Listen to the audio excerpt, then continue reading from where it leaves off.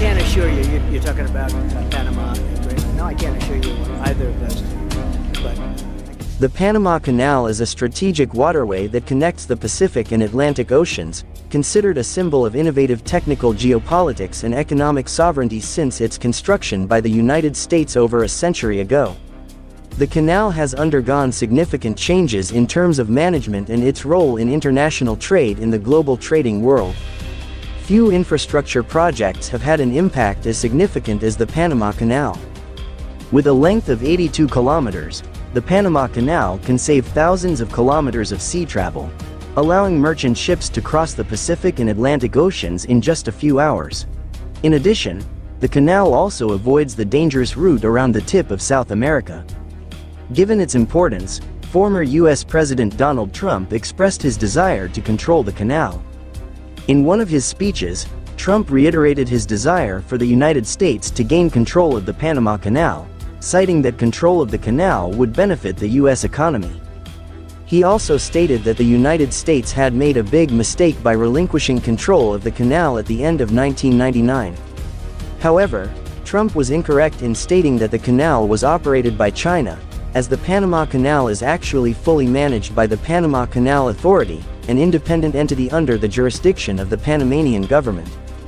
About 6% of global trade passes through the Panama Canal every year, making it one of the busiest shipping routes in the world. In addition, 40% of all container shipments related to the United States also pass through the canal. Goods shipped through the Panama Canal include everything from consumer products, vehicles, fuel oil, to industrial goods.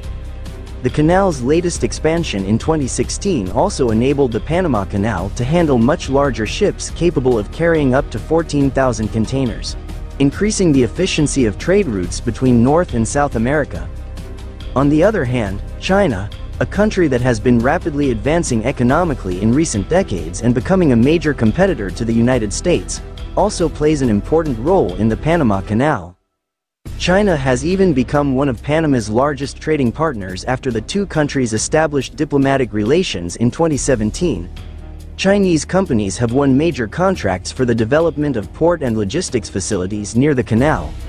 Although China does not directly operate the canal, its growing influence has raised concerns among U.S. officials who have long considered the region their backyard.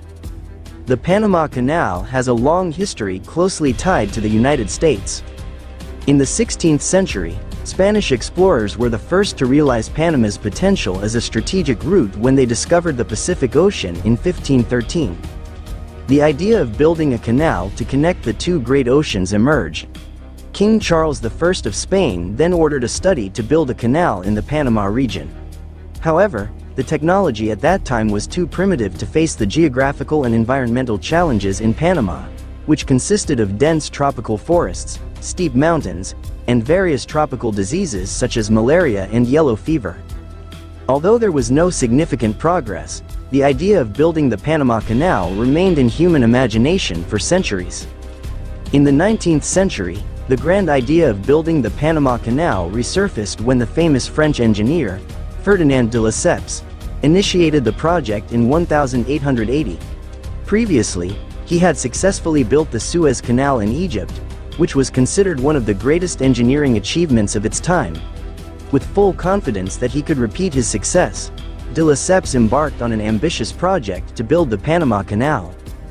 Unfortunately, the project soon faced significant challenges, namely the harsh natural environment of Panama, which was far more difficult than that of Egypt. Heavy rainfall, floods, and difficult soil conditions caused numerous technical obstacles. Moreover, outbreaks of malaria and yellow fever claimed many lives, ultimately leading to the project's tragic failure. The project's cost exceeded $300 million, and over 22,000 workers lost their lives. After the French failure, interest in the project waned, until the United States finally took notice of the opportunity in the early 20th century. During the presidency of Theodore Roosevelt, the United States decided to take over the project as part of its global strategy to strengthen its influence in the world. The first step taken by the United States was to ensure control over the region. When Colombia, which then controlled Panama, refused to surrender the isthmus, the United States supported Panama's independence through military intervention in 1903. In return, the new Panamanian government signed the Hay-Bunau-Varilla Treaty, granting the United States exclusive rights to manage the canal zone in exchange for annual payments. The project was then continued in 1904 with a more systematic approach. The United States brought modern technology and prioritized worker health by eradicating mosquitoes that caused malaria and yellow fever.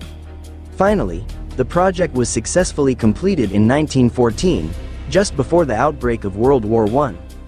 At that time, the Panama Canal was considered the greatest engineering marvel ever built. When the Panama Canal was inaugurated in 1914, the United States not only celebrated its technical achievement but also asserted its geopolitical dominance in Central America through the Canal Zone. The region along the canal was under direct U.S. control, complete with military facilities, government, and separate infrastructure. The canal served as a vital route for the U.S. Navy, which used the canal to transfer warships between the Atlantic and Pacific Oceans, especially during World War I and World War II.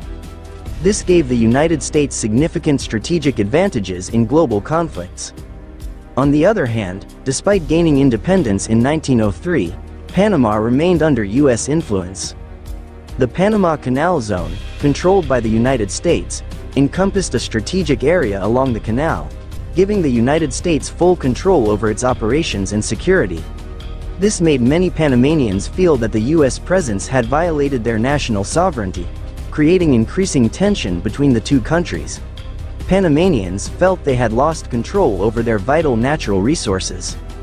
This tension reached its peak in the 20th century, as Panamanian nationalism grew stronger. The tension culminated on January 9, 1964, known as Martyrs' Day, when Panamanian student demonstrations demanding the hoisting of the Panamanian flag in the canal zone ended in bloody clashes with U.S. troops. This incident became a pivotal moment in Panama's struggle to regain control over the canal. In 1977, amid international pressure and growing Panamanian nationalism, U.S. President Jimmy Carter and Panamanian General Omar Torrijos signed the Torrijos-Carter Treaties. These treaties provided for the transfer of canal control from the United States to Panama, to be completed by 1999. Over the next 2 decades, the United States and Panama collaborated to ensure a smooth transition. Finally, on December 31, 1999, Panama officially took full control of the Panama Canal. This moment was celebrated as a historic milestone that consolidated Panama's sovereignty. Since then, the canal has been managed efficiently by the Panama Canal Authority. Panama has transformed the canal into an economic engine, generating billions of dollars annually. In 2016, a major expansion was completed to accommodate supersized ships. For Panama, the canal is the country's largest source of revenue, as around 15% of Panama's GDP comes directly from canal activities, and annual revenues exceeding $2 billion are used to fund social projects such as education, healthcare, and public infrastructure. On the other hand, globally, the Panama Canal helps reduce international trade logistics costs, indirectly lowering prices for consumers. For instance, shipping crude oil from Asia to the U.S. East Coast is 30% cheaper thanks to the canal. Additionally, the volume of electronics trade from China to Latin America increased by over 40% after the canal's expansion in 2016. Understanding the explained context, there are several reasons why the United States, particularly Donald Trump, wants to control the Panama Canal. First, as one of the world's most vital trade routes, the Panama Canal has a direct impact on global economic stability, including the U.S. economy. For the United States, dependence on the Panama Canal is hard to ignore, as this route is the main connector for strategic exports and imports, including energy, food, and manufactured goods. If disruptions or security issues occur in the canal, the impact will be felt directly on prices, logistics, and even the competitiveness of the U.S. economy in the global market. Moreover, many major U.S. ports, such as the Port of Los Angeles and the Port of Houston, rely on stable access through the Panama Canal. As global trade increases and fast shipping becomes more necessary, the United States needs assurance that this route remains safe and open. The Panama Canal is one of the world's most important supply chain links, and any disruption would have far-reaching consequences for global trade. Therefore, the United States considers it essential to maintain significant influence in this region. The Latin American region, including the Panama Canal, has become one of the main narratives of global geopolitics. One of the primary areas of competition is the Latin American region, where China's massive investments in global infrastructure have strengthened its influence in many countries, including Panama. The United States views China's actions as an attempt to expand its influence in a region considered part of the United States' sphere of influence. The United States' strategy in this region is now focused on containing China's penetration through diplomacy, investment, infrastructure, and military aid. In a broader geopolitical context, the United States considers control of the Panama Canal as part of its efforts to balance power with China. If China continues to dominate this region, the United States risks losing its strategic position, not only in Panama but also throughout the Latin American region. Therefore, the Panama Canal is not just an economic issue for the United States. It has also become a symbol of the great competition between the two world powers. For over 85 years, the United States has controlled and operated the canal through the Panama Canal Zone, an exclusive territory under U.S. jurisdiction. This region has not only become a center of economic activity but also an important military base for the United States in Latin America. For some in the United States, losing control of the Panama Canal is seen as a decline in U.S. global influence. This historical narrative still haunts the relationship between the United States and Panama to this day and is one of the main reasons why the United States wants to regain its influence in this region. However, it is clear that if the United States tries to regain control or exert significant influence over the Panama Canal, it will face diverse international reactions. Some countries, particularly traditional U.S. allies, may support this move as part of efforts to counter Chinese influence. However, other countries, especially in Latin America, may view it as a new form of U.S. imperialism, because, under international law, Panama is a sovereign and independent nation, and therefore has full sovereignty over the canal. Thus, any direct attempt by the United States to control it will face significant diplomatic challenges. Moreover, such a move could trigger greater geopolitical tensions, especially with China, which has invested billions of dollars in the region.